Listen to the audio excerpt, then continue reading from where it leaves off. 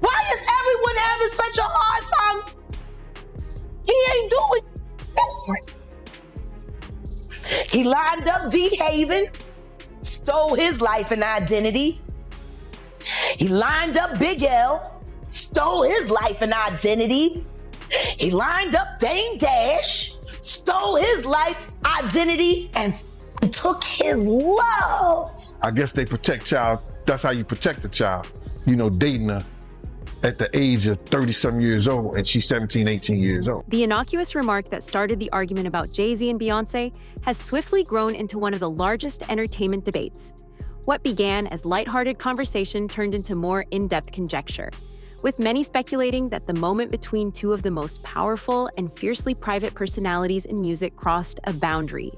Jay-Z and Beyonce, who are renowned for their talent, discipline, and strict control over their public persona, have influenced society with purpose and accuracy. However, when a symbolic video surfaced that seemed to allude to the issue surrounding another artist, fans started delving deeper and linking it to long-standing conflicts inside the business. And as soon as Beyonce's name came out, the whole story changed, sparking considerably more discussion and interest than anybody could have predicted. I want you to open that up because I want you to be able to make the face that you really want to make. You know what I'm saying? Go ahead, open it now. Go ahead, open it now. You ain't gotta wait. Ain't nobody gonna take nothing from you. Oh no, he did. No, he did. Thank you. No, you know you gotta count that thing. Go ahead. Count money. Let me hold your envelope. You gotta always pay your taxes. Oh no, he didn't do that. I'm gonna hand him them little 520s. He's gonna be like, nah, big dog. Uncle Diddy, he gonna hey. You a legend already. You know Diddy these rats. Yeah, you know. $1,000. I just counted. Explained everything that Puff did, Diddy as y'all know him as. Everything he did as far as the drug trafficking, having people bring him drugs, having people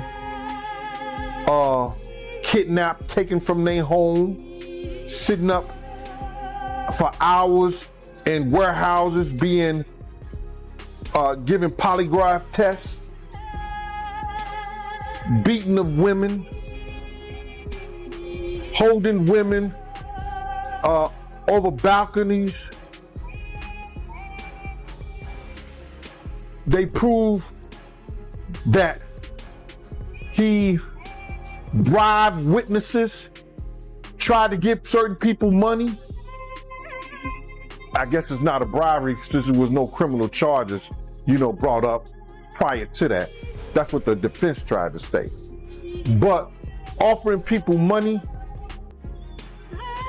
selling lawsuits, things that he wasn't supposed to be guilty of, but he quick to settle them, quick to offer people money. The prosecution did that whole thing. They went through that whole gambit.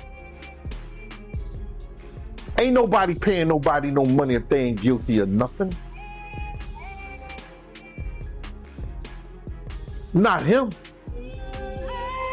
There was a lot of things that the prosecution did their job into showing us. Not only this guy's not a good guy, this guy's behavior is detrimental. Looking back to Did's conviction, the present discussion makes much more sense.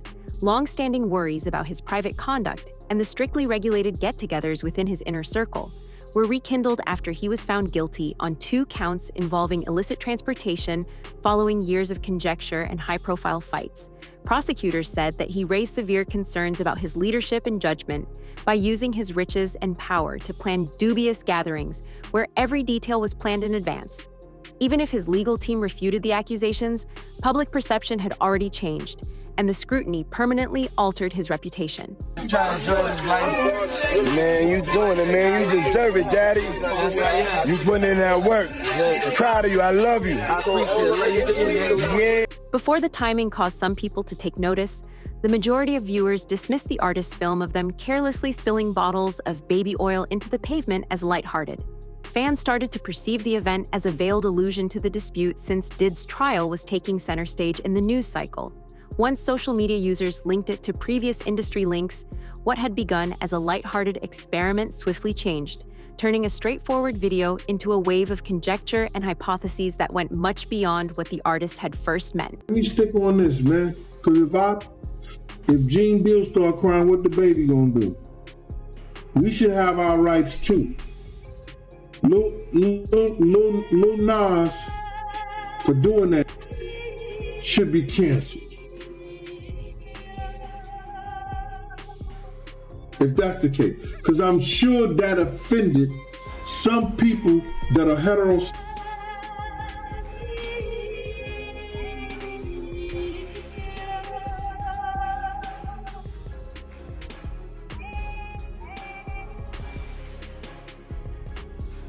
Mario Sanchez out there in Illinois, thanks for tapping in.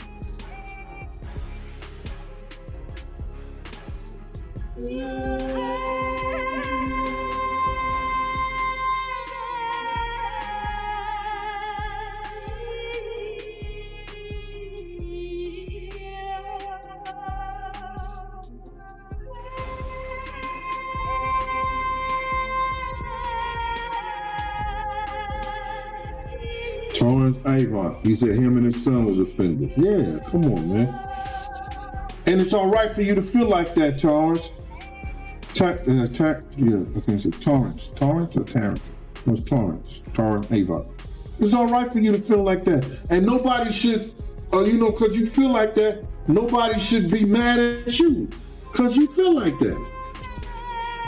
But these people want to get mad at people that are because they don't agree with that lifestyle. That's all right. I have a right not to agree with that. When you take into account the years of unsubstantiated internet rumors that a number of well-known people had attended Diddy's special events, the scenario becomes even more complicated. Though none of it was ever verified, some people characterized the events as standard business get-togethers, while others depicted them as exceptionally clandestine. The distinction between rumor and fact became more hazy as Diddy gained more attention, drawing the artist who shared the symbolic film into the discussion. Then, without warning, Beyoncé's name reappeared on social media as old pictures, former partnerships, and nebulous hypotheses were shared. This prompted some fans to interpret the video as criticism of anybody who had ever met Diddy, even though there was no verifiable evidence. Given Beyoncé's well-established reputation for self-control and seclusion, her fans swiftly discounted the reports, while some thought Jay-Z subtly intervened to prevent baseless stories from becoming worse rather than to confirm the accusations. Been around for a long time. Was there when he first started dating Beyonce at 17, 18, he was 30-something. You didn't know his age. When I look back and see how old Jay-Z was, I think Jay-Z was born in like 69 or 67, something like that, 67 right there, 69. I think he was born in 69. Beyonce, they say she was born in 81. You understand? But back then, in 81, when we was in the club together, 98, 99, she wasn't even supposed to be in the club, but she was in the club. It was Club Eugene's, and Jay was dating her. And at that time, if you look at Jay's age, he was about 30 years old.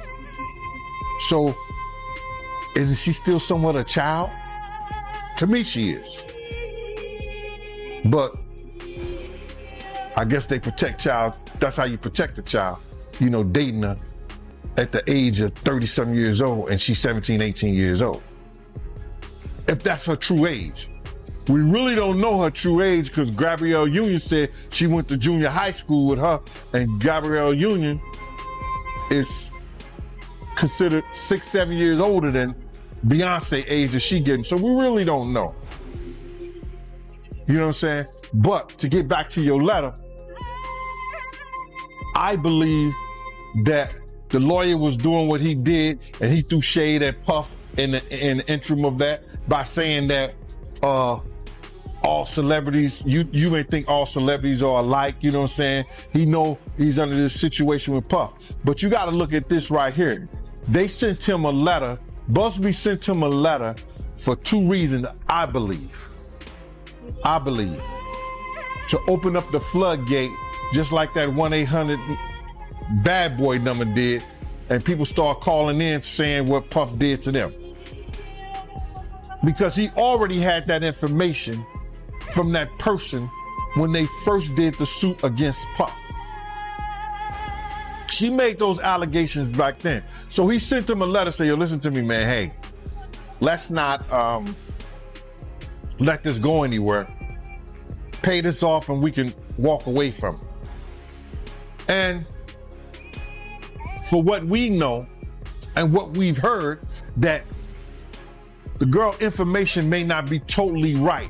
Because I know in 2000, what she just said, and me being there and around, I know the atmosphere, I know the players, I know how we moved and how we didn't move. You understand what I'm saying? So now, I know what she said about 2000 was wrong. I don't know, I'm not talking about what actually happened to her. I can't speak on what actually happened to her, but I can speak on the atmosphere that what she spoke on and how she got there. It wasn't happening. So now, to get back, they sent Jay this letter. Jay, nah, that ain't me. Got with his lawyers and them and everything. His lawyers and them wrote that shit up. And now he presenting to the people like he wrote it.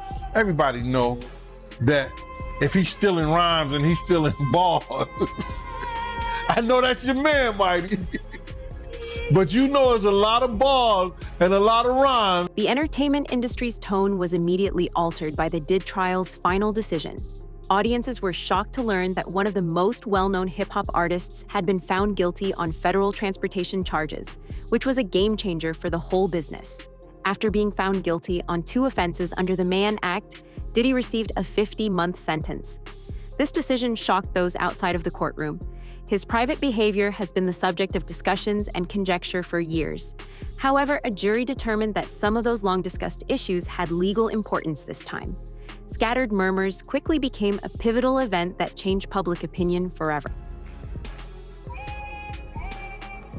Man, looking at these pictures, Diddy in court, the artist got him, you know, looking at these pictures with Diddy in court, bruh, the artist got him crying. The artist got a hold in his head. The artist got him dropping to his knees at the time of the verdict, crying on the chair.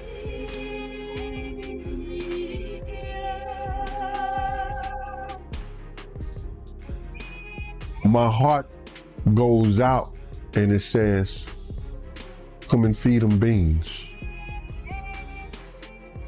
I can care less about his sadness. I can care less about him being in pain. I can care less about what he has to be faced with in court or in jail now. I don't have no remorseful feelings for him, bro. You understand? This is somebody that at one time I would have given my own life for. And to know this was trying to get people to take my life because I was trying to teach them to be right by people and tell them to be right by people. I have no remorse for this dude, bro. To see him like that, I know there is a God. And you can feel all the way you want to feel about me. You can say whatever you want to say about me. But karma is a mother. And if it ever gets back to you when you have done somebody wrong, not just me, I'm not saying me, I'm saying when you have done people wrong, you have done goals of people wrong, to see him on his knees begging like that,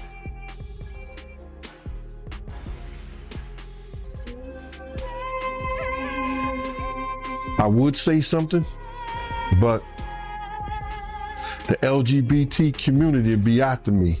So you'll never hear me say it, so I don't want to get in trouble with it. But bruh, I'm happier than a barrel of The abrupt quiet from many of his erstwhile acquaintances was the most notable thing. Those who had previously praised him swiftly distanced themselves from him because they did not want to be associated with his demise. As social media users combed through previous images, videos, and interviews to map out his network, everyone who had attended his events or private occasions came under increased scrutiny. Witnesses described highly regulated environments that blurred the line between influence and abuse of power, citing intense monitoring, pressure, and an environment that prevented open criticism. Details from the trial only served to feed the discourse. The public's opinion had already been influenced by a combination of testimony, conjecture, and years of unanswered issues, despite D's legal team's insistence that many testimonies were overstated or misconstrued. And God showed him. He can make you, he can break you. And I'ma say it again. You might get flagged for this. I'm happier than a barrel of bruh. Don't you see the smile on my face? Bruh, I'ma be totally honest with you. I don't have no sympathy at all. Cause I know he can play all the games he wanna play. Did he have sympathy when he said, I don't give a f if Pac gotta die. I don't give a f if Big gotta die. Suge Knight can go to jail. Did he have any sympathy when he said to Wolf, I don't need you no more? Meech said, I don't need you no more. Set him off. Do you have sympathy when he told D Ferg, nah, I can't do that. Nah, I don't with you. Nah, I can't do that like that. Do you have sympathy when he said to Wolf Mama, your son has delusions of grandeur. All he want to do is smoke weed and get high. Do you have sympathy for the notorious Big Mama? Talking about, I didn't go to the funeral. He ain't go to the funeral. Did he have sympathy for Craig Mack? Did he have sympathy for Black Rob to make sure he did the right thing by them? And he sure didn't have no damn sympathy for me when he told dudes to come at me. So looking at those pictures. Following the decision, many started wondering who else may have known what was going on behind the scenes, and rumors soon turned to other well-known figures like Beyoncé and Jay-Z. Online users looked back at old pictures, previous partnerships, and far-off business contacts, indicating that they had previously been in similar professional circles. Everything became more heated after the verdict, with discussions regarding judgment, reputation, and closeness, who backed Diddy throughout his ascent and who discreetly withdrew when grave issues surfaced. Jay-Z and Beyoncé were brought up because of their long-standing secrecy and unwillingness to respond to allegations, not because there was any proof against them. Then, when a symbolic video appeared at the very time when Did conviction took over all platforms, viewers saw its timing as giving an already delicate story more velocity and imposing interpretations created by persistent public murmurs onto it. Thing I can tell you about Sean Carter, being embarrassed and being rejected are things he does not handle well. You know, a lot of people say, oh, you're crazy. He didn't do anything to Big L. He didn't do anything to Lamont Coleman. But I think people tend to forget, if Dame had successfully signed Lamont to Rockefeller, we wouldn't even know about Reasonable Doubt. It would have stayed a cult classic, probably sold 750,000. If Lamont Coleman had signed to Rockefeller, he would have been the star. He's always removed anything that can make him look as average as he is. I don't know how many times they used to tell the story, oh, he has a photographic memory. He remembers all of his lyrics, yet he's always had a teleprompter in the floor at his shows. That's why he would always sit down and look down at make it look like he was looking at his shoes. No, he was reading the lyrics. He is a magician. Everything you see about him is an illusion. But what he loves most is controlling youth. Well, that was something Nas said way back, saying, yeah, he was indulging with these back with R. Kelly. And I wish I had to sign paperwork. And I wish I had to take your money. I wish. Well, there's but a lot I of that know you can't everybody else that didn't. I've spent my time collecting these people.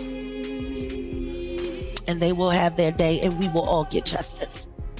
But what's crazy to me is like I don't see how anyone can come after you and call you crazy when we're going through it. And this is Aaliyah, Rihanna, Beyonce. There's a history of these. Inga Marchand, also known as Foxy Brown, one of his first female artists, who was the little cousin of DJ Clark Kent, who just passed away from some cancer we didn't even know he had. Now, she's denying it, but many say it's because she signed an NDA. Is that why? Well, she did sign an NDA, and he's still paying her and her mother's bills right now. If anyone should be ashamed, it should be Inga. All of those diseases that she contracted from all of that unprotected with him. And I'm not saying alleged. You say allegedly. I'm not, because I know it to be true. She had with my cousin right after that. She burned him. She set the numbers for the CDC in Philly on a new high at 15, 16, 17 years old. She was running all around Philadelphia because Jay-Z promised her that they could be, normal when she wasn't with Corrupt. Corrupt was her fake boyfriend, which is why when they tried to use her to say that she was actually in the car and there with Keefe D and all of that, I'm like, that girl. Jay-Z, Beyonce, and LeBron James have been named as possible witnesses in a Diddy-related lawsuit. Furthermore, this filing is entirely authentic and was made in court today, despite how bizarre it may seem. The lawsuit names a number of other defendants connected to Diddy, including those who were already identified in prior stories. The petition states that a guy by the name of Joseph Monero has filed allegations against Diddy, along with Elio Estean, Audria English, a former dancer who had worked at Did's high-profile events, and Eric Brendan Paul, who had been publicly mentioned after Did's apartment being raided. Monero claims that starting in 2015, a coordinated criminal operation targeted him, gave him dangerous drugs, and moved him without his will. An allegation is now undergoing legal assessment. A new lawsuit that is naming Jay-Z, Beyonce, and LeBron James as witnesses of a freak-off. And this is not an April Fool's joke. This lawsuit was actually filed in court today. And it has other defendants listed with Diddy that I'm sure you've heard of before, so let's go ahead and jump right into it. This lawsuit was filed by a man named Joseph Manzaro against Diddy, another man named Eric, Brendan Paul, which is Diddy's alleged substance mule that got arrested after Diddy was raided, Emilio Estefan, and Adria English, the woman that filed the lawsuit against Diddy, who worked as a dancer during Diddy's white parties. This man is alleging that he was given substances and then transported against his will and was a victim of an organized criminal enterprise beginning in 2015. In Hollywood, loud warnings are seldom the first signs of strain. It often manifests as missed calls, canceled meetings, or chances that go unnoticed. Many observers think the subtle repercussions became apparent when an apparently innocuous joke went viral and attracted attention that nobody had anticipated. According to rumors, Jay-Z discreetly expressed his desire to keep Beyoncé's name out of pointless discussions. And that type of quiet pushback can be really effective for any artist going through a delicate time in their career, changing prospects and power without a single public statement, and acting as a reminder of how meticulously reputations are protected behind the scenes. Beyonce has a deal there, and I know her. So, but how long have you known her? Wow, a long time. How long? 10 years? However long she's been recording. That's when I met her. Well, don't you remember how long it was? Yeah, when I met her. I mean, was it 5 years ago? Or was it? I met her 10 years ago. But did you say to yourself at that time, "Wow"? That's a fantastic talent. Was that what you said? Yeah, because you saw talent before you saw anything else. Yeah, because she was singing. Beyoncé remained focused on her music and performances despite all the commotion, including a memorable moment in Paris during her Cowboy Carter tour, when Jay-Z unexpectedly showed up to celebrate their 2-decade relationship with seamless confidence. Together, they served as a reminder of why they are at the pinnacle of the entertainment industry. However, the discussions around them persisted even as they gave memorable performances on stage. Online rumors concerning Diddy's past social circles kept coming out, which led to further conjecture regarding Jay-Z and Beyoncé's place in the larger business. It was prearranged. It was a setup. It was a scam. I'm saying that now, publicly. Dream Hampton spearheaded the Surviving R. Kelly campaign, which fueled the Me Too campaign. And that was all funded by Sean Carter to make sure that Robert Kelly went to jail. Get his lick back. Why is nobody understanding that Dream Hampton was being financed and ran by Sean Carter? They were able to go and get all of these witnesses because he was there with Robert Kelly. How does Jay-Z sit down with Gayle King and she not ask him one question about the intersection between him and Aaliyah and Robert Kelly? This is insane that people keep refusing to see what's right there. If the Me Too movement were real, why aren't they speaking now? They've also been very quiet in this time of the Diddler's downfall. Jaguar, Guess they're on vacation. if this goes to court, Jaguar, do you think that the world is going to be shocked by what comes out? Oh, absolutely. I just don't know why they are. It's been happening in front of everyone's faces for decades. For decades. How many victims? What's the difference between me and Judy Garland? Social media. How many victims? There was none for her. How many victims potentially do you think there could be? Thousands. Thousands. I've talked to hundreds that I deal with still myself. I have 3 victims right now who are willing to give testimony about not only what Mr. Carter has done to them, but his wife as well. They're a nasty little couple. They do nasty things. What do you think happened with Kim? Keeping people against their will. Putting people on planes while they're unconscious, just like Aaliyah got on that plane. Unconscious. There's a lot of things that people don't want to talk about, Pierce. Listen, like I said, Jay-Z and Beyonce are not here, unfortunately, to respond to that. I know. I'm just being honest with you.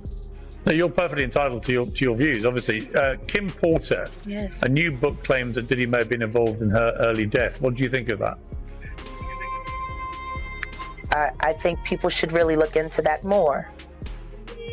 I am friends with Albie Shore. It soon became unclear if they were close friends, just business associates, or members of a larger industrial network that the public was never able to fully see. The fact that there is no proof connecting them to any misconduct is still evident. However, silence often encourages conjecture in the court of public opinion. Jay-Z's methodical approach probably reflects a conscious attempt to preserve his family's legacy, making sure that decades of accomplishment and impact are unaffected by unfounded allegations or stories.